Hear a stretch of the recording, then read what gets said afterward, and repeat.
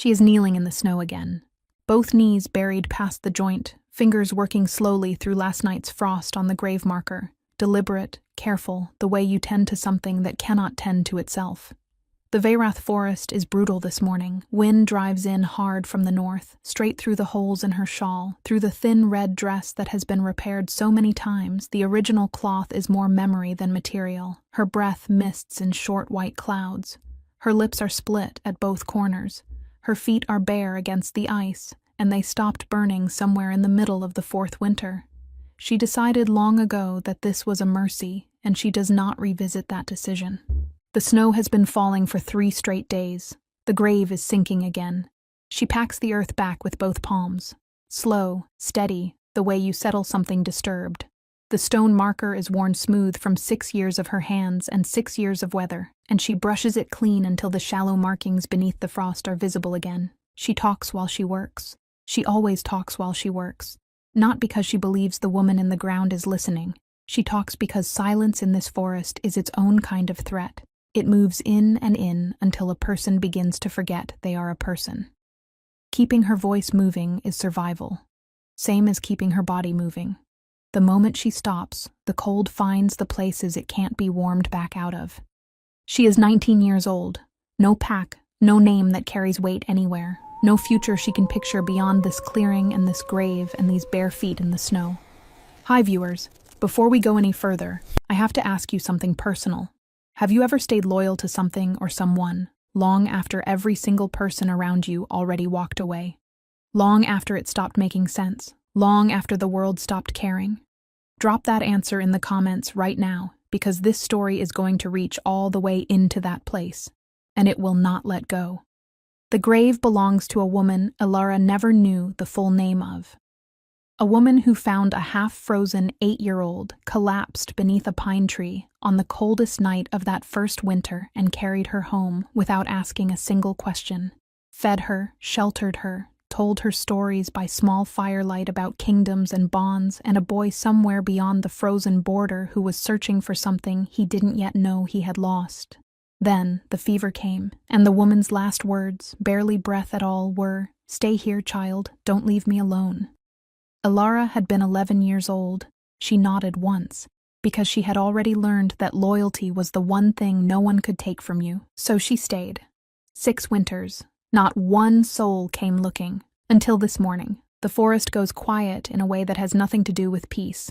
The birds cut out. The wind drops without tapering. Her spine registers it before her mind does. Something large and deliberate is moving through the northern corridor of the trees, and it is not trying to conceal itself. She rises, stands in front of the grave with both hands loose at her sides and her heart beginning to climb in her chest. Then comes the sound. Hooves, multiple horses, moving at speed through the pass, and through the wall of white-tipped pine trees, a black banner tears into the clearing like a blade through canvas, a red sigil blazing against the dark. And behind it, a man rides forward on a black horse who looks as if the entire frozen forest was arranged specifically to announce his arrival. Ilara's blood goes cold in a way that has nothing at all to do with winter. He stops his horse without pulling the reins. The animal simply goes still, like it felt something its rider felt and made its own decision. The patrol behind him halts in tight formation, 6 riders freezing all at once, and the only sounds left in the clearing are the soft crack of shifting snow in the branches and the steady breath of horses standing in cold air. The man stares at her. He is tall, even mounted. Dark cloak moving in the wind.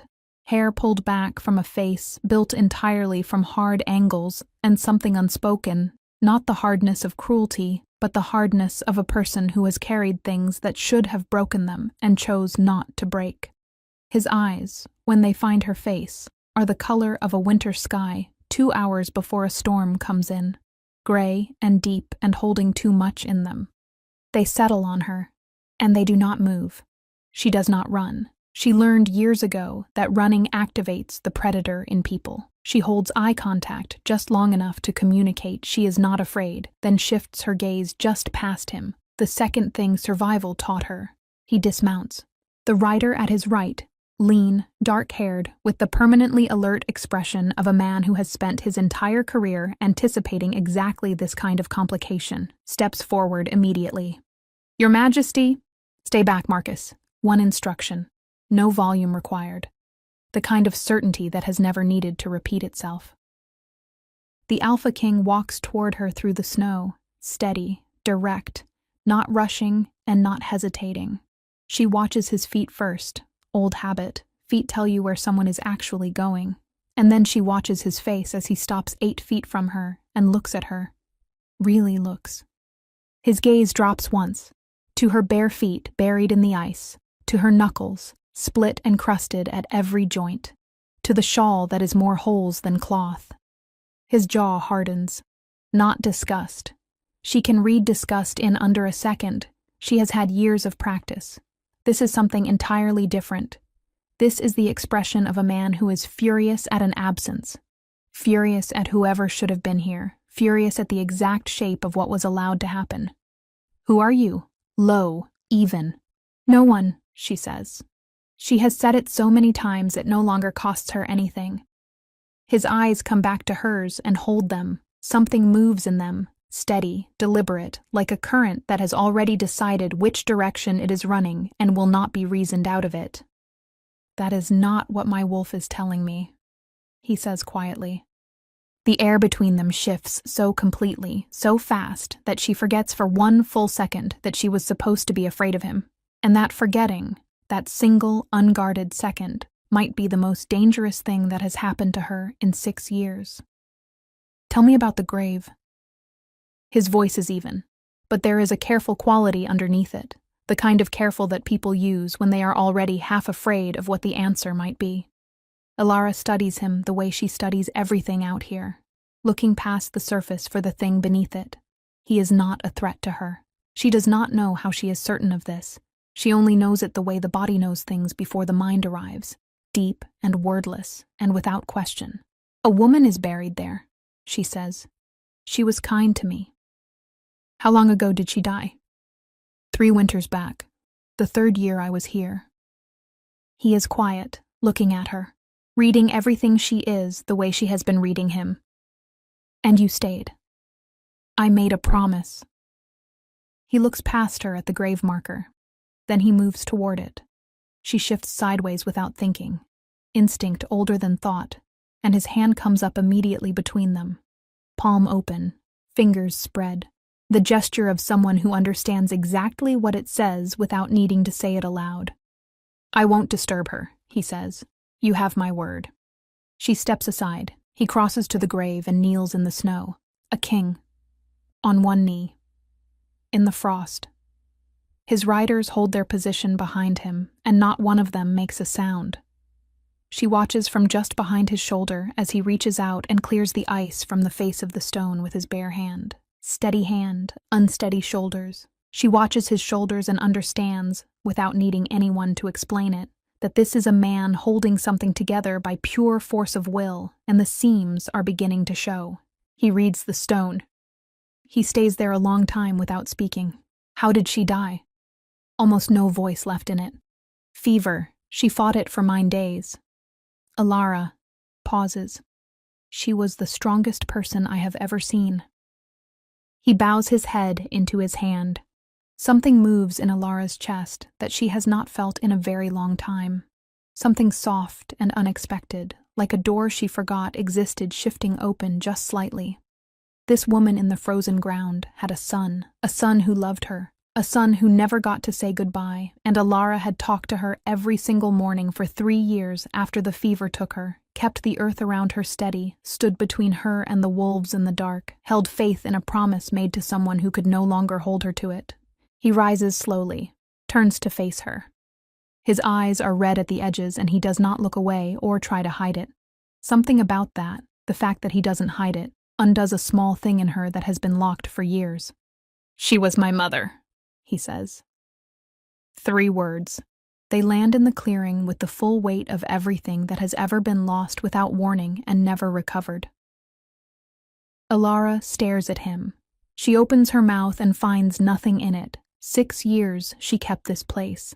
6 years she brought her voice to the silence and refused to let this woman become forgotten. She had never once thought, not once, about who this woman had left behind in the world. He is looking at her now, Not at the stone, not at the earth, at her. And the expression moving across his face has already traveled well past gratitude into something that has no clean name. Something that looks exactly like the very first moment of a thing that cannot be undone. "You're coming with me." He says it the way he says everything, simply like the decision was already made somewhere before this conversation started and he is merely informing her of what exists. She almost pushes back. She has not been told where to go in 6 years, and the instinct to resist is strong. But she looks at the grave, and she looks at him, and the argument dies before it can form. "She won't be left here," he says, following her gaze without her having to say a word. "I'll have the stone moved to the palace grounds properly. She will not be forgotten. I give you my word." Something in Alara loosens, just a small thing, just enough. She has nothing to pack, no bag, no belongings, no single object in this world that belongs to her. She is standing in everything she owns, and everything she owns is falling apart.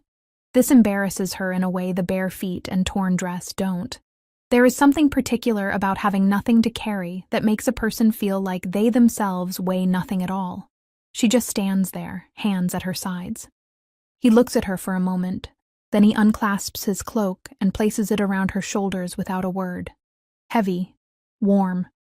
It smells like pine resin and something she cannot name, but her body recognizes it anyway in some place below thought. Marcus glances once at the Alpha King, then looks forward with great deliberate speed and says nothing. He says it loudly. She rides in front of him on the black horse, his arms on either side of her holding the reins, his chest a steady wall at her back. She tells herself to stay alert, keep the survival instincts running, stay watchful. She makes it approximately 40 minutes before her body decides it is finished, listening to her, and sleep pulls her down hard, her head tipping back against his chest without warning. He doesn't shift her. He pulls the cloak higher and keeps riding. Marcus edges his horse alongside at some point. "Your Majesty." A careful pause. "You've been watching the guard on the left flank for some time." He keeps looking at her. "She is asleep, Your Majesty." He doesn't know that. Marcus nods slowly and asks no further questions. The palace rises into view as the sky bleeds pink and gold at the edges of the evening, towers of dark stone, torches lit against the coming dark, banners cracking hard in the high wind. Alara wakes as they approach the gates and goes completely still. She has never in her life seen anything that large. And the feeling sitting heavy in her chest as she stares up at it is not wonder. It is the same feeling the forest gives her right before something changes. The palace makes its decision about her before she crosses the second doorway. She feels it the way she feels weather, as a shift in pressure, something invisible that the body registers before the eyes do. Long looks from women in silk who move through these corridors like the stone was laid for them specifically. Men whose gaze travels from her cracked hands to Kale's face with an expression that functions as a question, even though no one asks it aloud. A lord in a fur-trimmed robe pauses mid-sentence to take in the full state of her dress. 2 women near the arch speak behind their hands the moment she passes and do not wait until she is out of earshot to do it. She has spent 6 years reading threat signals in the forest. She reads this one in a single breath. She does not belong here. Every person in this palace already knows it. She waits for Kale to feel the weight of it, to slow his pace, to create distance in that polished, deniable way that powerful people create distance from inconvenient things. He doesn't. He walks beside her. His hand finds the small of her back as the corridor narrows, brief, steady, certain, and the crowd adjusts around him without a single word exchanged. A counselor cuts them off near the East Passage, already talking at speed, scrolls in both hands, face arranged in the urgent expression of a man who believes every problem he carries is the most important problem in the building. Kyle listens for approximately 7 seconds. "She needs a room," he says. "Hot water, food, tonight." "Your Majesty, the matter of the Northern Arrow, tonight." Not loud. Doesn't need to be. Later, alone in a room large enough to swallow the entire clearing she lived in for 6 years, Alara sits on the edge of a bed so soft it unsettles her and stares at the stone ceiling. She is warm. She has eaten. She has bathed in water that was actually hot. She is safer right now than she has been at any point in 6 years. and she is more frightened than she has been since the first winter. Not of the women who looked at her like she was something scraped off the bottom of a boot. Of the one man who didn't. Because somewhere deeper in the palace, carrying through the thick stone walls, two voices are speaking in low, urgent tones. She cannot make out the words. But one of them, she is almost certain, just said her name. He knocks before he enters. She hears it and goes completely still, because kings do not knock. Kings push through. Kings send someone ahead and arrive after. She has been in this palace long enough to understand how power moves through its corridors, and power does not stand at a door and wait, but he waits. She says, "Come in," and he does. And the first thing he does is look at her plate. She ate every piece of what the maidservant brought at dawn. Both rounds of it. He sees this, and something in his posture shifts in a way she does not yet have the language for. Relief running through the lines of him, quiet and unguarded, gone before she can study it. "You ate," he says. "Twice," she says. He crosses to the chair by the window and sits down with the ease of a man who has decided this room is somewhere he plans to return to. He sets a folded map on the table between them and smooths it open with one hand. This is how the mornings begin. He comes back the next day, and the day after. At first it runs short. He checks on her, she answers in the direct way she has answered everything since arriving, and he goes. But somewhere between the fourth and fifth morning, the visits stop being checkpoints and start being something harder to define. He spreads maps across the table and explains territory borders, and she listens with the total focus of someone who has been starved of real conversation for years. She asks questions that make him pause before answering, not because they are difficult, because they are sharp in the way only a person who learned the world alone can be sharp. On the seventh morning, he brings 2 cups of something dark and bitter and sets one in front of her without asking. She wraps both hands around it. The fire is going. Outside the window, the frost is thick on the glass, and the world beyond it is white and quiet. "She taught me to find food in deep snow," Alara says, tracing a mountain border with one finger. "She said the land always tells you where it is keeping things. You just have to stop moving long enough to hear it." He watches her hand move across the map. He does not speak immediately. "She used to say that to me," he says, "when I was a boy." The fire pops. Neither of them moves. The silence between them settles like snowfall, gradual, total, covering everything rough. For the first time since she was 11 years old, Alara is not afraid of being still, and that terrifies her more than anything the forest ever sent. She is halfway through the east corridor when she hears the guard laugh. Not at her. He is laughing at something the man beside him said, and it spills out warm and easy and completely ordinary. She glances over.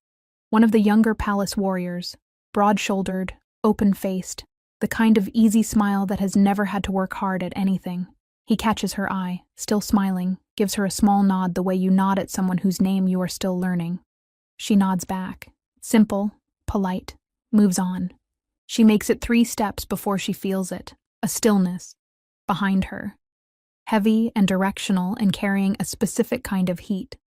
She turns. Kale is standing at the far end of the corridor, with a folder of documents under one arm and an expression that could pull the bark clean off every tree in the Veyrath forest. He is not looking at the documents. He is looking at the guard. The guard senses it, loses the smile, finds something deeply interesting to examine on the opposite wall. She turns back around and keeps walking, and absolutely refuses to let the warmth crawling up the side of her neck become anything she acknowledges out loud. Marcus falls into step beside her before she reaches the next turn. "He has been like this," the beta says in the voice of a man choosing honesty over comfort, "since approximately the 3rd day you were here." She says nothing. "I thought you should know." "Thank you, Marcus." "You're welcome." A pause. He also reassigned the guard. She keeps her face composed all the way back to her room. But the warmth she has been refusing to acknowledge pushes up through her chest and refuses to stay quiet, and she stands at the window with both hands flat on the stone and admits, only to herself, only in the total privacy of her own mind, that somewhere between the maps and the mornings and the way he looks at her when he thinks she is not looking back, she has stopped thinking about survival. She has started thinking about him, and 2 nights later, standing in the shadow of the great hall, She hears two voices low and tight in the corridor behind the East Council chamber. Two names, Drevik, and a second she cannot fully catch. The words are clipped, fast, spoken by people who know how to speak without being heard. A plan arranged in pieces, laid down like stones across a stream, each one innocent alone, but together forming a path towards something cold. She presses herself against the wall and does not breathe, because whatever is being planned in that corridor, it runs directly through Kale. The healer says it without preparation, which is the only way news like this can truly land. You are not an Omega. Alara is sitting on the edge of the examination table with her hands in her lap and the morning light coming flat through the high window. She looks at the healer. The healer looks back at her with the focused calm of someone who delivers large truths regularly and has stopped apologizing for the weight of them. They classified you wrong, or they chose to. The healer sets down her instruments. Your bloodline is Luna Prime, extraordinarily rare. In those suppressed young, it often stays dormant until the right conditions bring it forward. Silence fills the room from wall to wall. Alara stares at her own hands. These hands, cracked at every joint, calloused to the bone, scarred across 3 knuckles from a winter she does not talk about.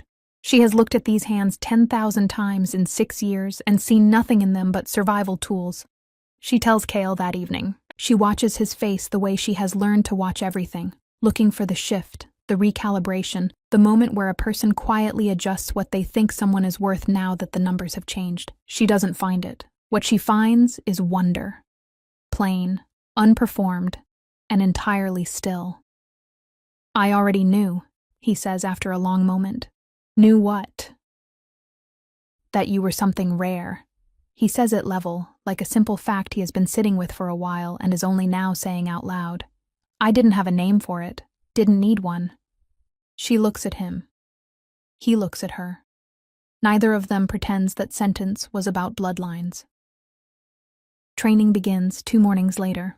The courtyard before the palace wakes, frost still white on the stone, their breath running in cold clouds above them. He teaches her to hold a fighting stance, and her body takes it immediately. 6 winters of uneven, shifting ground built a natural balance in her that no palace training yard could manufacture. When she is learning to release and channel energy, he stands behind her and covers her hands with his, correcting the angle, slow and precise. The contact lasts 5 seconds.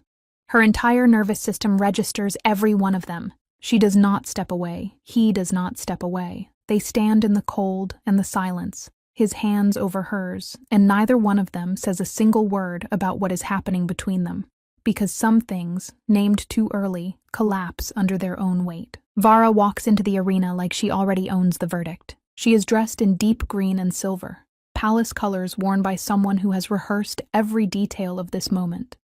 She takes the center of the floor with the ease of a woman who has never in her life been told she did not belong somewhere. The pack fills the surrounding tiers in complete silence, the kind of silence that leans forward. She names Alara by the wrong title, deliberately, clearly, loud enough that the word carries to the highest row. There is a breath of sound from the crowd, not protest, anticipation. Alara walks onto the floor. She is wearing nothing borrowed and nothing borrowed for her. She is dressed simply, in clothes that actually fit, and she walks to the center of the floor the way she crossed every frozen clearing for 6 years, without performance, without apology, eyes forward. She does not look at the crowd. She finds Kale in the stands, second tier, direct center, hands on the railing. His face is unreadable. But his hands on that railing are not. His hands are gripping it the way a person grips something when they are choosing not to act. The challenge begins. Vera is trained and powerful and has the full backing of years of deliberate preparation. None of this is in question. She moves fast and strikes with precision, and there are people in this crowd who came certain of the outcome. What they did not account for is 6 winters in a forest that does not offer second chances. Alara does not fight the way a trained soldier fights. She fights the way a survivor fights, reading the ground, reading the body, waiting for the one true opening and taking it without hesitation. There is no elegance in it. There is only a total, quiet refusal to be the thing that breaks. The shift comes without warning, even to her. Silver, rare enough that the word passes through the crowd before the image fully registers. The sound from the tears is a single breath pulled back at once. Vara falters. 1 second, one unguarded second. That is enough. When it ends, the arena holds its silence like it is afraid to disturb something. Alara stands in the center of the floor with her chest rising and falling and the frost still coming off her skin. She looks up. Kale is not watching the crowd. He is not watching Vara picking herself up from the stone. He is watching Alara, only Alara, with an expression that has stopped trying to hold itself together. It is open and certain and completely unwilling to be anything other than what it is. 3 days later, Dravik stands in the council chamber and runs out of lies. The truth comes out in pieces first: the queen's exile, the forged documents, the years of deliberate silence. Then it comes out all at once, and the chamber goes so still that Alara can hear her own pulse. Kale stands with his hands at his sides, voice completely level, and Alara is right beside him. She does not look away from the man being exposed. She does not reach for Kale. But when the last word is spoken and the silence that follows presses down on the room like stone, his hand finds hers in the space between them. Once, brief, certain, and she closes her fingers around it. She does not let go until it is over. He comes to her in the courtyard just after dark. No entourage, no documents under his arm, just him, walking through the frost-lit stone with his hands loose at his sides and his face carrying nothing it does not mean. He says her name. She turns. They stand about 6 feet apart, and the cold between them is the only cold left. Everything else has been warm for weeks. The mornings, the maps, the silences that stopped being empty and started being full. But this moment, right now, is the first one with no task in it. No map to study, no threat to track, no reason to be close to each other, except the one neither of them has said out loud yet. He speaks like a man pulling something up from the deepest part of himself. I have spent my entire life, he says, watching people leave when things got hard. My mother, advisors, people I trusted with things I shouldn't have trusted them with. A breath. I stopped expecting anyone to stay. She does not move. You stayed beside her when there was nothing in it for you, for 6 years, in a forest that should have killed you 3 times over. His voice goes quiet. And then you walked into this palace with nothing. No history here, no protection, no reason to trust a single person in these walls. And you were still kind. He pauses. You were kind to people who were not kind back, and I watched that every day, and I did not know what to do with it. She closes the distance between them. Not fast, deliberately, like someone who has decided and is done reconsidering. I didn't know what home felt like before this, she says. I want you to know that. Not the building, not the warm room. You, this. She holds his gaze. Whatever this is, it's the first thing in my life that has ever felt like it was meant for me. He reaches up and touches her face with both hands, gentle and certain, like something he has been holding back for long enough that holding it back any further makes no sense. You are home, he says. You have been home since the forest.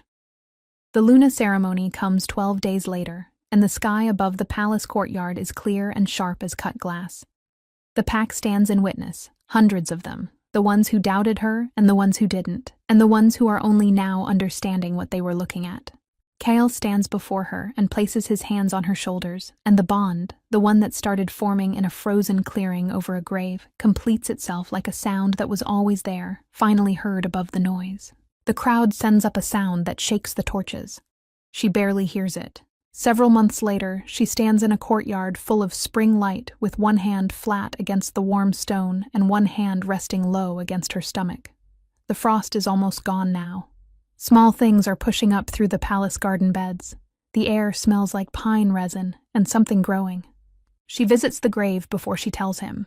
The stone has been moved to the east garden, set into a quiet corner where the sun hits it first in the morning. She kneels the way she always kneeled, both knees, steady, unhurried, and she brushes the last of the winter dust from the surface with her palm. She speaks low. I'm not alone anymore, she says. I thought you should know. I thought you might want to know. The garden is quiet. but it is the kind of quiet that holds something in it. Not emptiness, not absence, something that feels, for the first time in her memory, like it is listening with warmth. The lonely Omega who once guarded a grave through 6 hard winters is not protecting the dead anymore. Now she is protecting a kingdom, a family, and the future growing quietly beneath her heart.